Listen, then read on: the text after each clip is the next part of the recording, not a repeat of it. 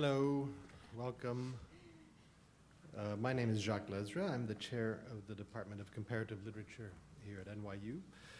I'm very pleased indeed to welcome you to this symposium marking the 25th anniversary of the publication of Ernesto Laclau and Chantal Mouffe's Hegemony and Socialist Strategy towards a Radical Democratic Politics.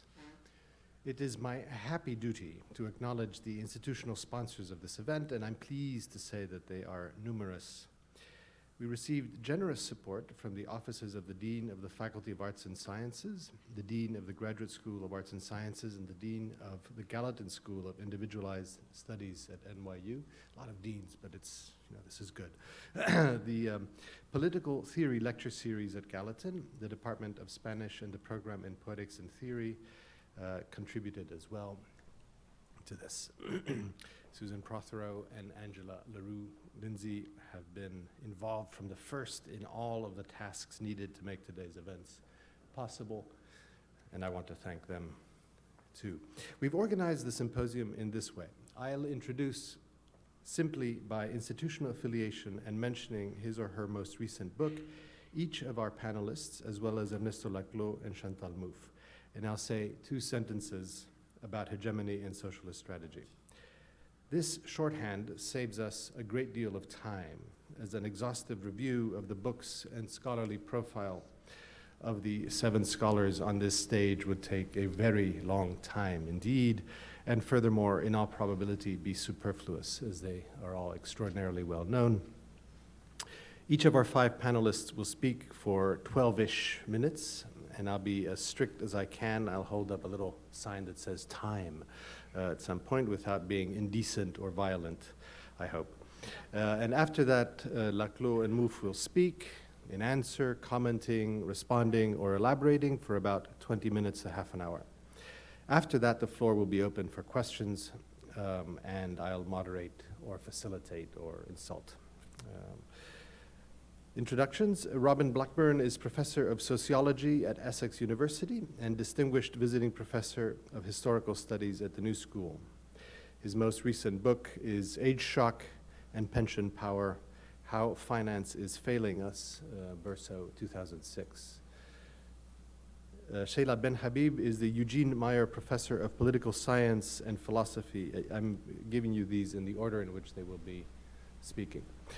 Sheila Ben Habib is the Eugene Meyer Professor of Political Science and Philosophy at Yale and Director of Yale's program in Ethics, Politics, and Economics, and her most recent book is Another Cosmopolitanism out of Oxford in 2006. Joan Kopchak is Professor in the Department of English and Comparative Literature at the State University of New York in Buffalo, where she also directs the Center for the Study of Psychoanalysis and Culture. Her most recent book is Imagine There's No Woman, Ethics and Sublimation, MIT 2002. Drusilla Cornell holds the National Research Foundation Chair in Customary Law, Indigenous Values, and Dignity Jurisprudence at the University of Cape Town in South Africa. She's Professor of Political Science, Women's Studies, and Comparative Literature at Rutgers. Her book on Clint Eastwood and Issues of American Masculinity just appeared from Fordham. Nancy Fraser is Henry A. and Louise Loeb Professor of Political and Social Science at the New School for Social Research, and Blaise Pascal International Research Chair at the École des Hautes Études en Sciences Sociales in Paris. Her most recent book is Scales of Justice, Reimagining Political Space in a Globalizing World, from Columbia, 2008. Ernesto Laclau is Distinguished Visiting Professor in Rhetoric and Humanities at Northwestern University and Professor of Political Theory at the University of Essex. With Chantal Mouffe, he is the author of Hegemony and Socialist Strategy, I don't need to tell you this, and most recently of On Populist Reason. Chantal Mouffe is Professor of Political Theory at the University of Westminster. With Ernesto Laclau, she is author of Hegemony and Socialist Strategy, and her most recent book is On the Political. Hegemony and Socialist Strategy towards a Radical Democratic Politics appeared in 1985 in an edition by Verso and was called all sorts of things almost immediately, as befits what one reviewer called rather too vividly an heretical book that slaughters sacred cows. It was and remains at the center of debates concerning the future of Marxist and what has come to be called post-Marxist thought. Some of the concepts it set in place provoked and disturbed. Many continued to do so, and others, a little more subterranean in 1985, have turned out to be surprisingly knotty and useful since. The slaughtered cows did not go gentle into that good night. 2 years after the publication of Hegemony and Socialist Strategy, in the midst of an inflamed debate about the book, which lit up the pages of the New Left Review, Laclau and Mouffe wrote, "Why should we rethink the socialist project today? The historical reality whereof the socialist project is reformulated today is very different from the one of only a few decades ago, and we will carry out our obligations as socialists and intellectuals only if we are fully conscious of the changes and persist in the effort of extracting all their consequences at the level of theory." I need not review the changes that the world system has seen in the 25 years that have passed since the publication of Hegemony and Socialist Strategy. Have our obligations changed as well? Has the socialist project changed? I hope that the talk this morning will take this punctual occasion to help us reflect on these questions that Ernesto Laclau and Chantal Mouffe have not ceased to pose. Now it's my pleasure to introduce Robin Blackburn.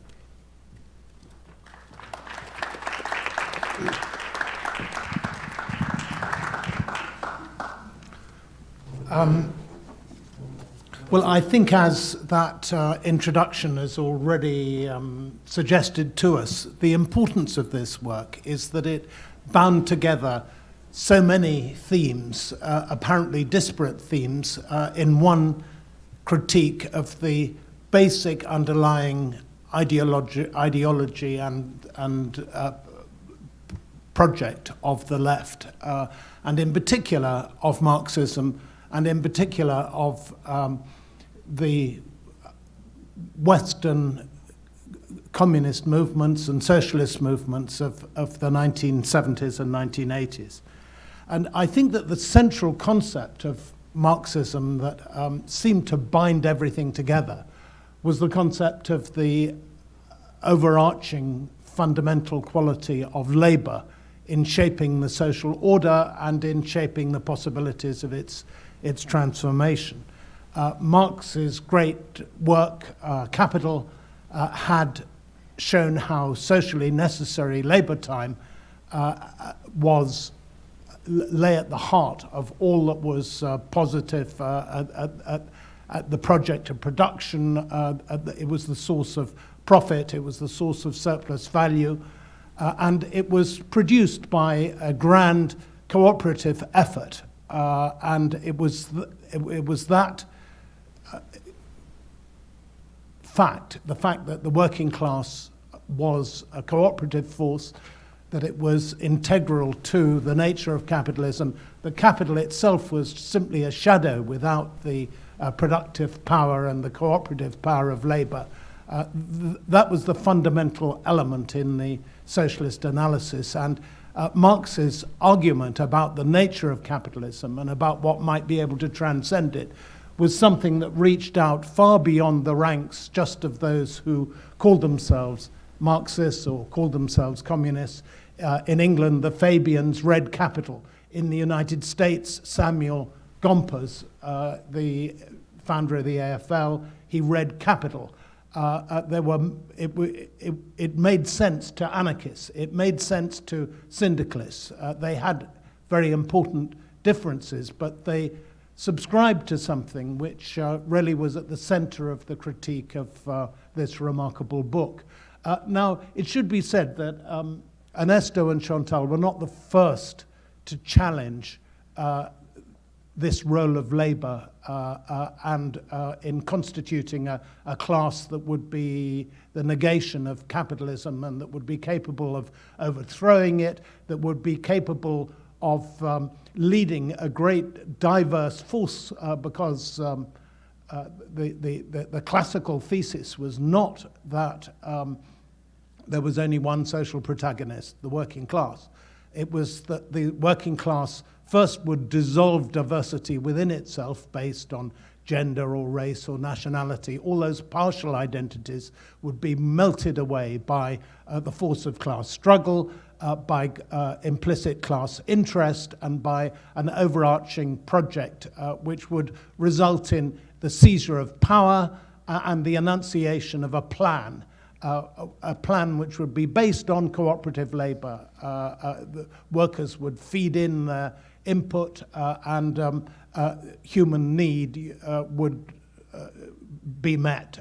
The rule of men would be replaced by the administration of things. And this was an enormously enticing, an enormously seductive vision, and it appeared to make sense of a lot that happened in the world. Even in a country like the United States, it's remarkable the extent to which I've been studying the impact of the First International and of Marx's thought here in North America. And you find 50 sections of the International, you find leading feminists like Victoria Woodhull, you find leading black activists and people of color subscribing to Marx's ideas. Someone like Lucy Parsons, a woman of color, a worker, someone who saw diversity being dissolved in the project of the labor movement and in the socialist project. Now, what Ernesto and Chantal seemed to be saying, and which was so disturbing, is they were taking a whole series of questionings of this model and putting them together into something radically new.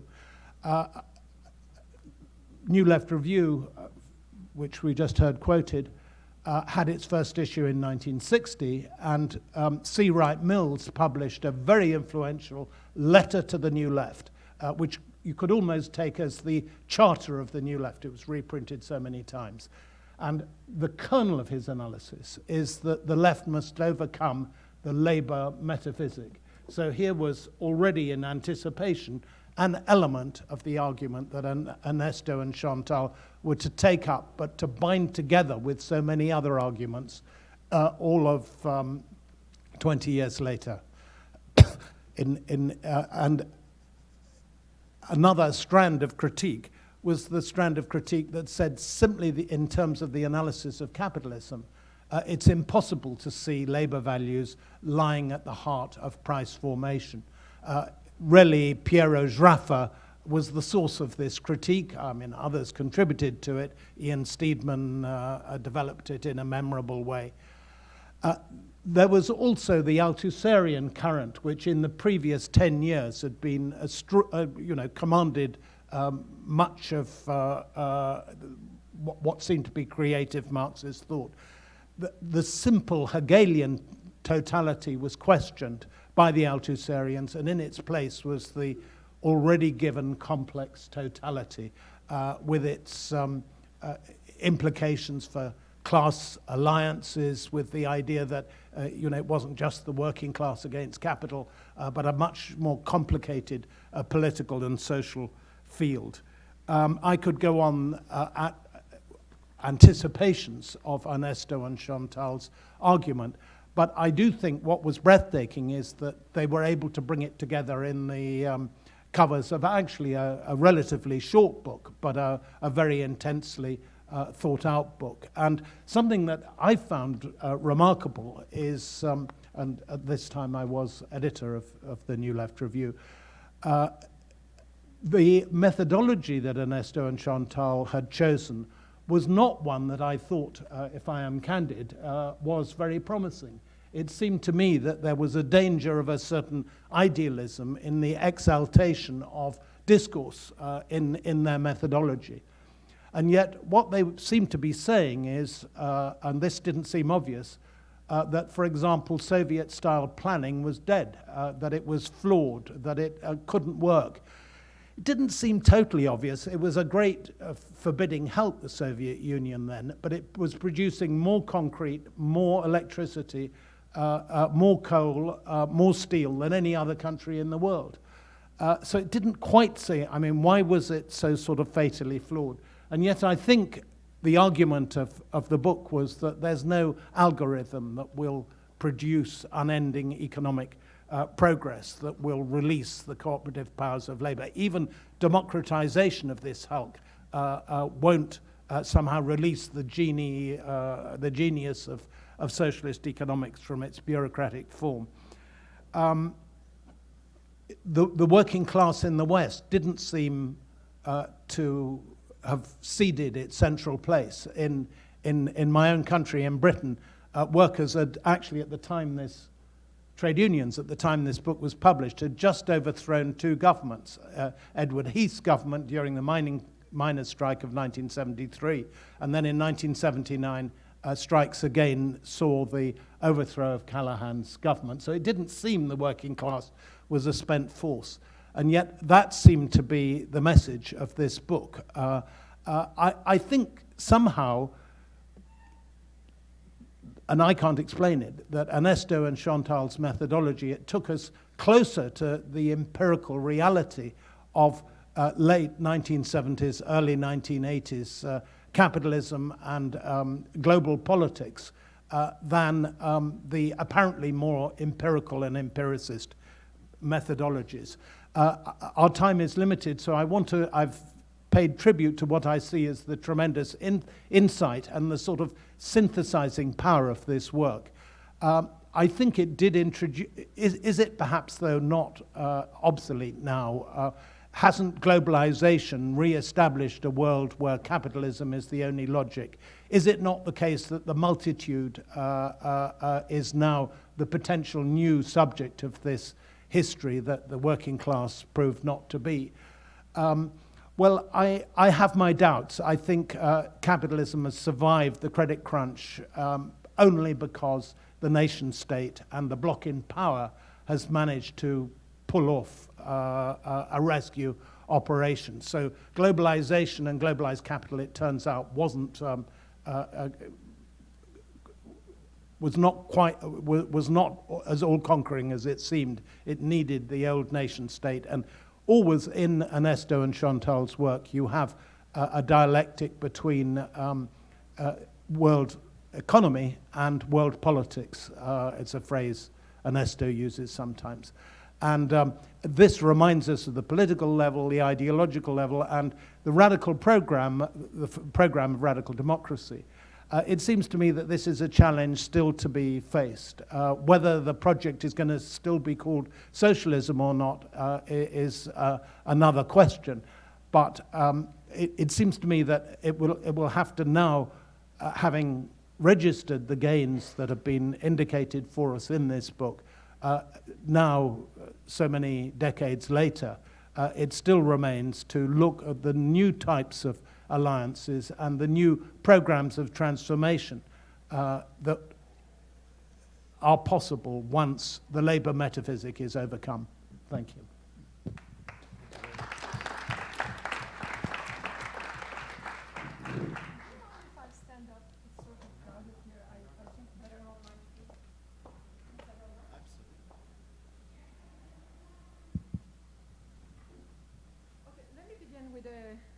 Personal note, in fact, a very personal note. In 1970, I was sitting for the final sociology exams in Istanbul, Turkey. On a bright June morning, the revolutionary Turkish syndicate members confronted the Turkish army and police, and for the first time in decades, the bridge that unites Europe and Asia was opened. Thus preventing access, to the Asian side. And, if you are at all familiar with Turkish history, you know that this is a moment of emergency.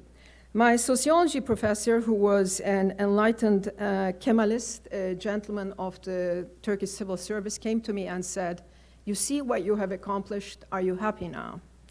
I was frozen, and for many years afterwards, when I was in graduate school at Yale and, writing my dissertation, I would have this dream, this nightmare. Somebody would come and said, "But you failed Ottoman history. You have not finished your exam yet. Why are you at Yale?" So we have all gone through this moment of class essentialism, the profound moral and political solidarity with the working class. We have also gone through the problems of the teleological logic of some versions of Marxism, according to which the class is designated as the universal class whose interests are exogenous to the political process, etc. And I very much join Ernesto and Chantal in their critique of this, and it is indeed masterfully executed. Nevertheless, the first 2 chapters of the book made me feel like an anthropologist coming upon a temple in which people were praying, chanting in a language I no longer understood, though individual terms such as contradiction, hegemony, articulation, and that most sophisticated of all, in one of the best footnotes in the book, repugnance, as Kant explained it, were no longer intelligible to me. I also knew the names involved: Lenin, Althusser, Coletti, Kautsky, many of whose books are still in my library. Nevertheless, this language no longer resonated. It no longer resonated after the experiences of the New Left in this country and in Germany, the anti-war movement, the women's movement, and the broad democratization movement which suggested and offered different traditions and different vocabularies.